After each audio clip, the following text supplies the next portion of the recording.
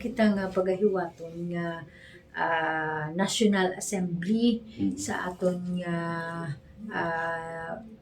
nasyonal sa palabuton nga June 3 to 12, no, bali diri sa probinsya sa Iloilo tungod sa kadamo o kon kadako sang aton nga barangay. May ara kitang 1,721 barangays, hindi naton ma-cater sa isa lang ka paghiwat sang asembleya, kundi gin-divide naton into 3 batches. That's why nga malawig-lawig ang aton nga assembly, kay may ara kita nga first batch, second to third batch.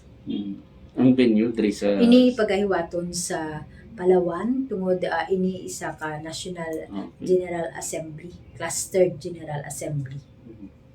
So ang tanan nga mga barangays nakapalinto naman nga tanan sila willing mag-attend. Sang gipapanaog sa aton sang nasyonal ang letter, aton ina ginpanaog sa aton nga mga liga chapters. So ang aton nga mga liga president gin-inform ang ilang nga mga punong barangays for those who are willing to attend and for those who have funds available nga makaupod kung sino ang gusto nga maka-attend dito. So far may ara na kita nga mga kabaranggayan nga nag-commit o kung nag-confirm nga maupod sila dito sa aton nga General Assembly. So sa Palawan, sa din particular sa Palawan? Ara kita sa may city sa Palawan, sa Puerto Princesa.